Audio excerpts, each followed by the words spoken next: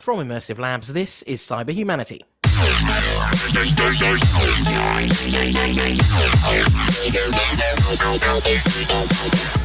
Hello all, I'm your host Chris Pace, and this week I'll be introducing my guests with the first result you get if you Google them. So hello to corporate lawyer Paul Bentham. Hello. Owner of the Kevin Breen School of Motoring, Kev Breen. Good to see you. And that well-known German rower, Max Vetter. Oh, that's good, yeah.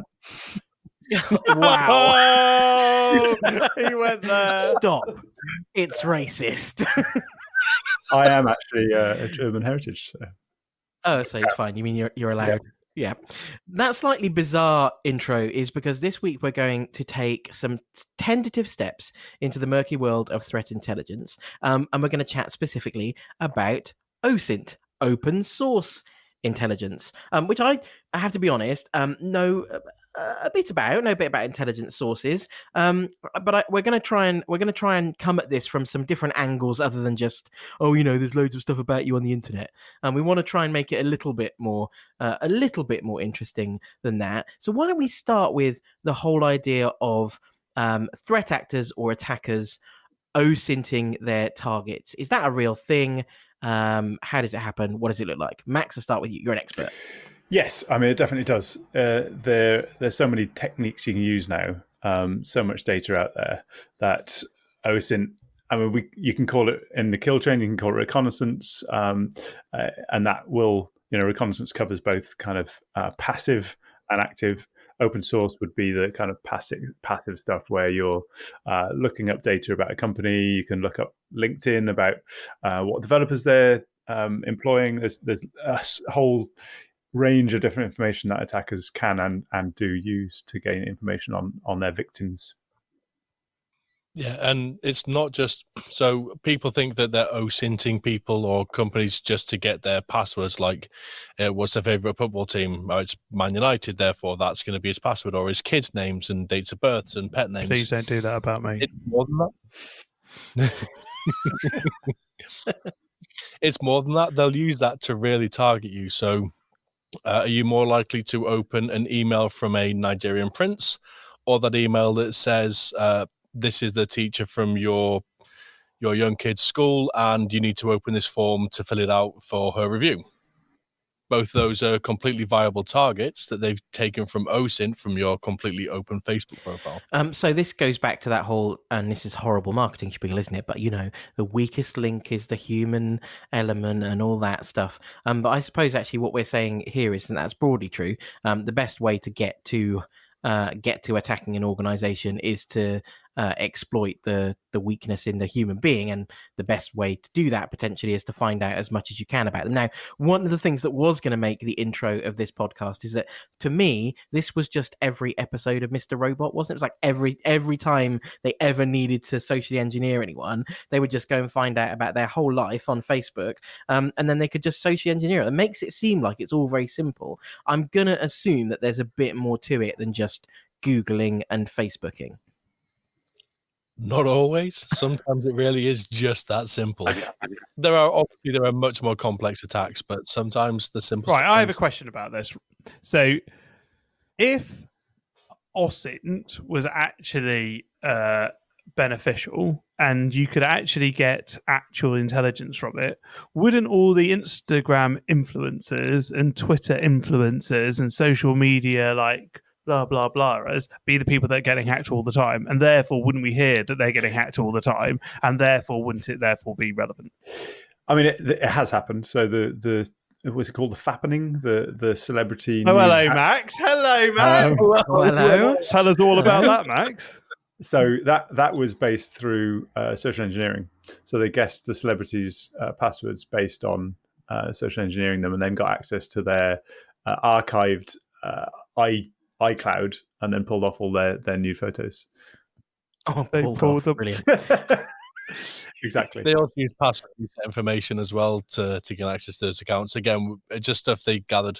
Well, So that's when one it says example, you right? Like, that doesn't prove it, does it? It's a pretty big example of hundreds of celebrities. Yeah, I mean, the president, his Twitter account got compromised, and the stock price plummeted. Like, it's not just related to and they hacked AP, didn't they? The news site, and said that Obama was injured in an attack, and again the stock market tanked. Right. So, I'm not saying there isn't examples where people have guessed passwords through open source intelligence to do it. What I'm saying is that your premise is that more information you put on social media, therefore the more the wider the kind of attack surface is for you as an individual. Like, and people are like, "Ooh, you shouldn't like say that you're on holiday because then people will break into your house," and "Ooh, you shouldn't say that it's your birthday because then people will know when your birthday is and something else will happen." But there are so many Twitter influencers and Instagram influencers with tens of thousands, if not millions, of followers. Like, wouldn't Lewis Hamilton be getting hacked all the time if this was true? Well, how do you know he's and I think how we know it's true is from talking to real hackers and how they do things after they either after they get arrested or whatever. And hang on, stop. Hackers get arrested. When is this started happening? Occasionally, this is a thing. Occasionally they get very occasionally.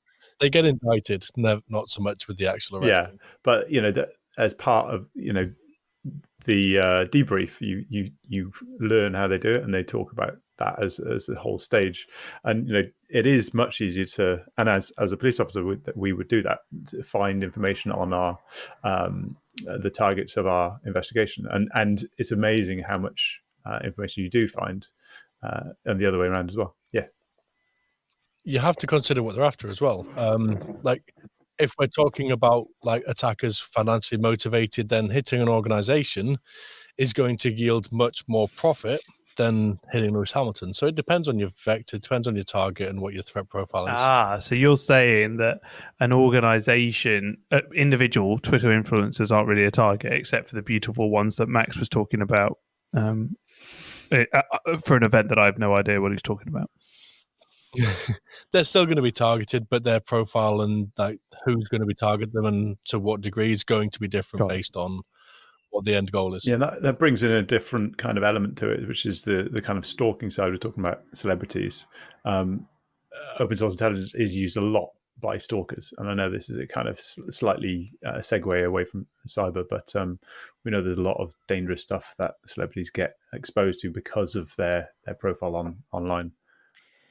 Yeah, of course, they're more exposed in that way. They're more exposed in that way than ever as well, aren't they now? Because they, every day of their life is documented through social media in some way, and so they're opening that closeness that now to their audience they get from doing things through social media clearly exposes them to people who they probably don't want to interact with, or they don't want knowing too much about them. But unfortunately, it feels like those doors are much more ajar now than perhaps they were maybe 10 or 15 years ago, particularly when it comes to celebrities. If you work in stalking and tour with celebrities, it's pretty horrific. Like, there's pretty much every single famous celebrity has a quite serious stalker, and that is one side to everything being online, right? And having a really public profile is you decide to put yourself out there to anyone, whoever that person is. So we've talked a little bit about how threat actors and attackers, potentially look to gather intelligence and that kind of stuff. What about the other end of the other side of the coin? The idea that we can gather intelligence from sources that might be useful to understand either how we're being targeted or where our risk lies or any of those things. Is that worthwhile? OSINT, from a defender's point of view, is slightly different. So whenever we'd get hit by some malware or there was a web drive-by attack, we'd take those indicators of compromise, those domain names, those email addresses, and we'd start to do open source intelligence on those, find out if they've been used in other campaigns, like where are the domain names, have they been seen before, what IP addresses, and we'll start to do attribution to build up a table of tools, techniques, and practices, TTPs, that we can understand what could have happened and learn from that. How easy is that kind of, I'm not going to call that intelligence, how easy is that kind of data to find and collate and actually make use of? Very difficult in some instances. There are services you can pay for, whether you class that as open source or not, I'm not sure. There are some really good resources you can pay for. There are some really good resources run by parts of the community. But it's difficult. It's one of those things. It's not very well documented. If you're not paying for a service, you have to do lots of research and know where the best places to go are. You also have to factor in like the age of that data. Kev, if you just switched my definition of OSINT, so in my head, OSINT is just social media. It's like the Twitter fire hose, Facebook, Google, like bit of Instagramming. Like, what have you just added? Have you just actually, for me at least, redefined the fact that it's intelligence that is open source, as in available for free in a kind of free as in. I think so, yeah. Speech. Depending on your context, depending on which side of the coin, if you're an attacker, you're right. It's all about that, gaining that rich information from open source places. Whereas for a defender, it's me doing that same kind of research, except I'm not going to social media. I'm going to like DNS records. Yeah, honeypots and all that kind of thing are essentially the same. You know, they're if you like, the social media of a defender's world, right? They're the stuff that they're interested in is, you know, what do I know about this command and control infrastructure that might be relevant to me as an organization. All that stuff is out there. I think the point that I was driving at was it's harder to get to than perhaps it could be, and so therefore the risk is that you're still back to the fire hose analogy. That fire hose is still the same if you're looking at cyber threat intelligence indicators or feeds. It's still the same challenge as if you were trying to gain anything useful from Twitter, for example. And now a word from our sponsors. Chris went on a little bit long there, but you mentioned the word honeypot. So as part of our threat research and how we determine whether a cyber threat intel lab is actually something valid, we at Immersive Labs use a network of honeypots ourselves that we run and operate, so we can gain exactly that kind of information. And there are obviously labs available in Immersive Labs that make use of that infrastructure, I'm guessing. There are, absolutely. Great. Good. Sorry, Paul. My only bit. I stole your game and your public service. And my public. I've got nothing to bring. You won't be on this next week, I don't think. I mean, I'm happy to press the button and let you do all those work. I'm not, the whole cat thing put a nail in your coffin anyway. Yeah. You're in the wrong group. Listenership will just turn off for that. It's no diversity. You're all bloody dog people. Like, where I'm representing for the cats. That's the internet. The internet is behind you, Paul. To try to bring us back on track, I think that you're right, Kev, about obviously things like technical indicators and what the kind of information that you can gather from feeds or honeypots, all that kind of stuff. I think is completely relevant. We have seen just over the past maybe 5 years or so, also a burgeoning industry around dark web intelligence. I put it in inverted commas. How useful do we think stuff going on the dark web is to an organization looking to try to defend itself? Chris, did you just say dark web? I did. Very good. Absolutely ridiculous. You have to use that a lot. Yes. I love this. The dark web. I mean, this is Max's area. Yeah, so for a quick roundup for those who haven't heard of the dark web, you may. Max, don't you have a WordPress site about this? Yes, exactly. Go and find my WordPress site. It's got lots of good information. It's very Google. Yeah. It's very Googleable. It talks about stalking and dark web. Yeah. So for anyone who doesn't know, an encrypted part. There are many dark webs out there. The one that most people talk about is the one from Tor, the Onion router. It basically bounces you around a network of proxy servers, so the law enforcement people can't track where you are, or actually anyone. So whether you're a government or whether you're a hacker or whatever, it means the location of your IP address is obfuscated. Didn't NSA invent this, Max? Like, it's all dark. NSA own you. It was actually the US Navy Research Laboratory created it themselves to basically make sure that US intelligence collection was secure. And then then it went into an open source project under the Tor project, and they kind of released the software. So it is it's now a separate thing, but it did initially get created by the US Navy, so people kind of don't trust it from that context as well. Much like the real internet did. Yeah, exactly. So in terms of dark web, lots and lots of dodgy, horrible stuff going on there, genuinely horrible things. But there are a lot of hacker things going on there that people paste up the latest hacks.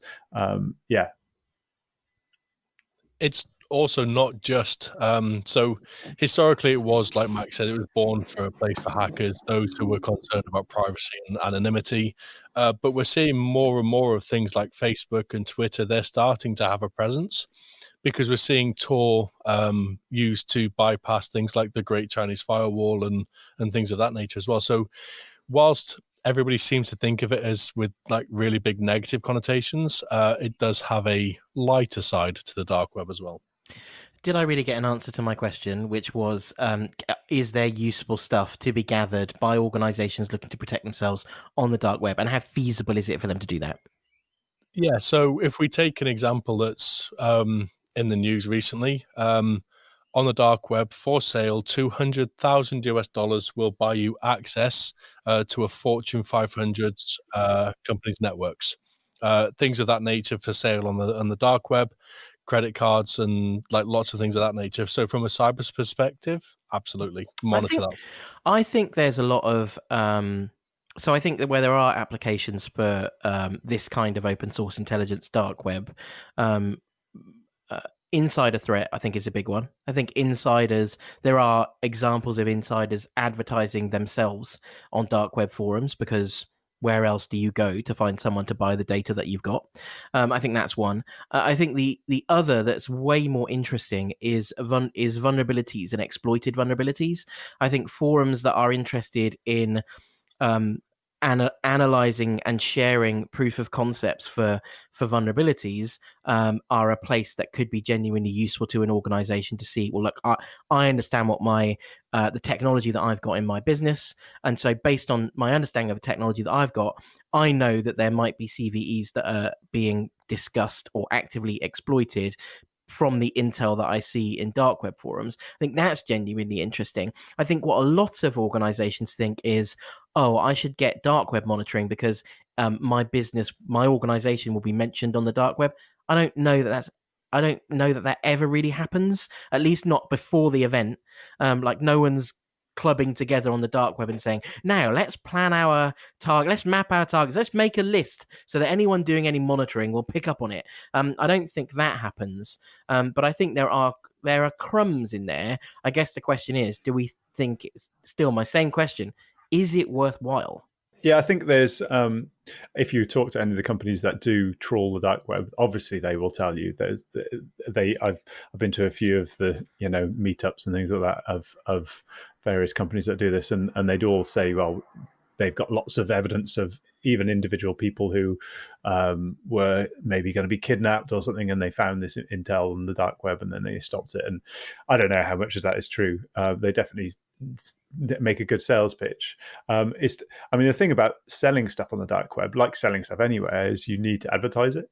And that the positive thing from us of an Intel point of view is if someone's trying to sell it to someone else, they have to be on a forum, whether it's a dark web forum or not, and then you can actually see some of the stuff that's there.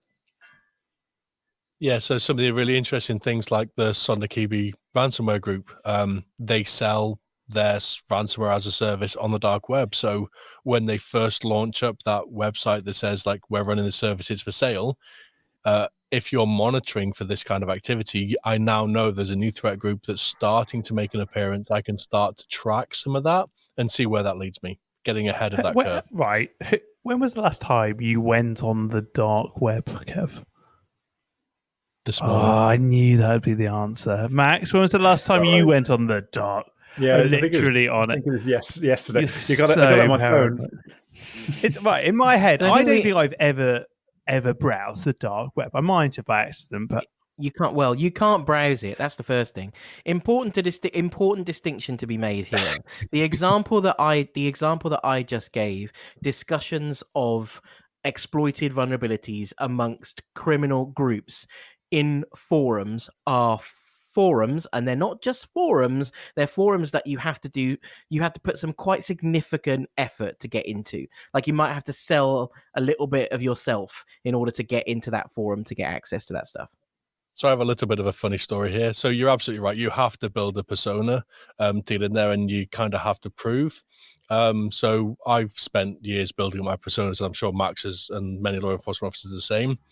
To get around some of that legality, what I used to do is run my own web servers. And then when they said, let's just go and see what you can do, go hack the server, I'd just go hack my own server and use that as proof. Ooh, we should have a special jingle for it. Loophole. I love it. Dark web loophole. I mean, that's like, as you start to move up those ranks, like some of those checks aren't going to work, but for getting like your foot in the door, for getting access to those kinds of forums, like it's a fun little technique. And in those forums, yeah. Kev, am I right? I might be showing my age here, but is it a little bit like the Wares sites of the early 2000s? They all look pretty rubbish. Yeah. Amazing. I need to get on there just for like a walk down memory lane. And do you know why? According to my friends. What friends?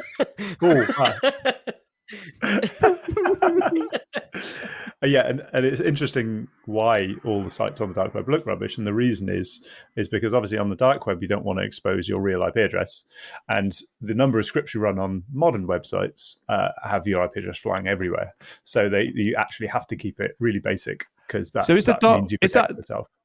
So it's the dark web where GeoCities and my face space went to die. That's what. Yeah, you can go and find. So the other interesting thing is, and I think Max kind of alluded to this, and I think you have as well, Paul. Like and Chris said the same. It's not the internet. It's not just search engines. If you don't know the address of the place you want to go to, if you haven't been told where it is, you can't get there. Now there are some. This is brilliant. This is really like reminding me of when I first went. 1994. My very first experience of the internet was in an internet cafe, and there was a book. There's a book that told me the websites to go to, and I opened the book and I browsed through. Was the book called Google? No.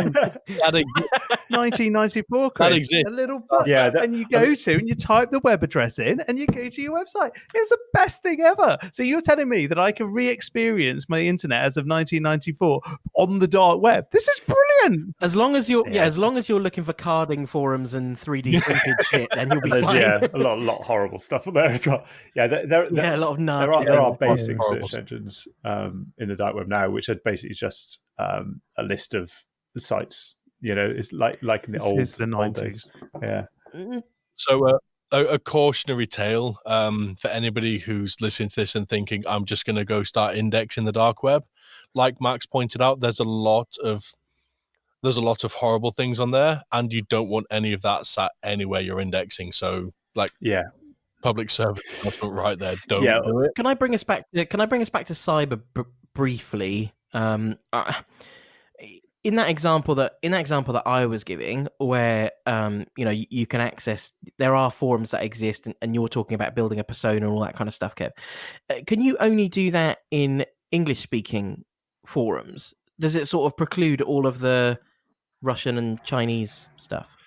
There are levels, and my personas don't go as deep as like some law enforcement stuff does, just because I'm not willing to boot those. But I have access to some of those communities. I don't have the trust to get that same level of stuff as a non-native speaker. You definitely don't now.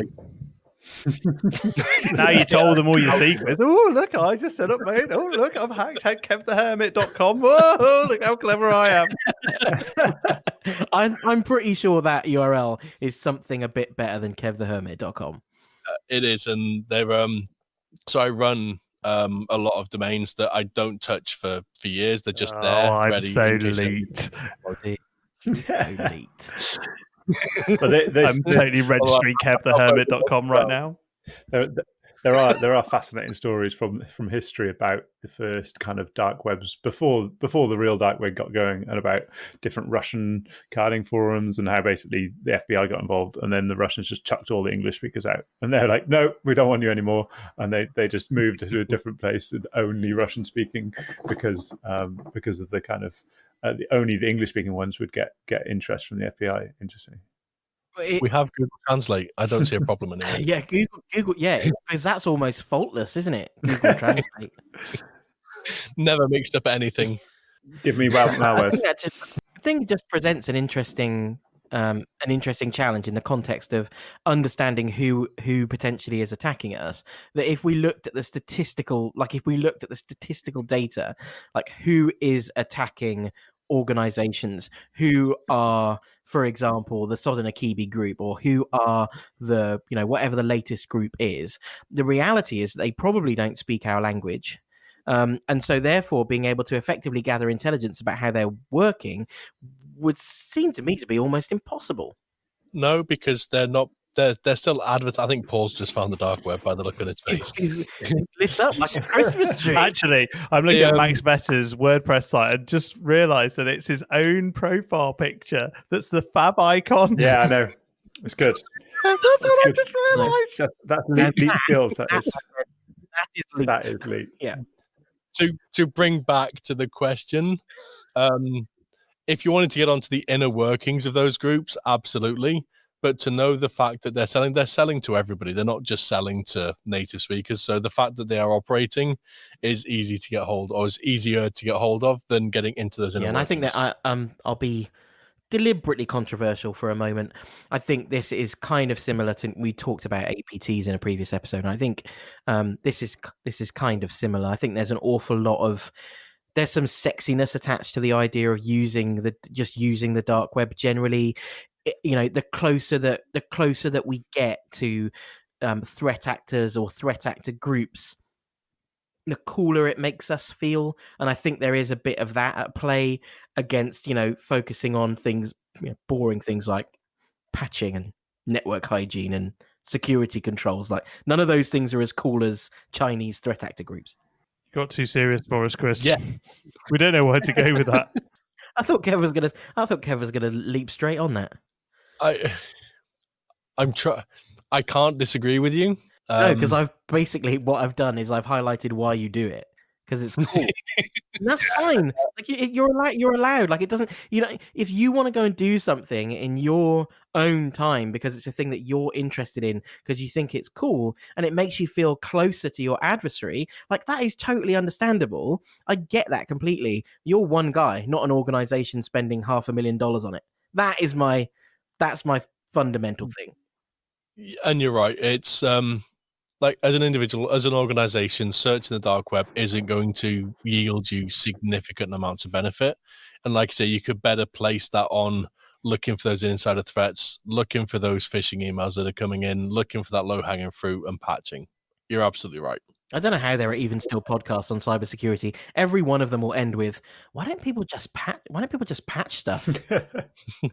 Yeah, and the dark web is the sexy side of things, isn't it? Of OSINT, whereas there's probably much more information you can get from the normal internet about both hackers and attack. If you're an attacker or you're a defender, then actually there's only something like 6,000, 7,000 sites on the dark web in total, which is nothing.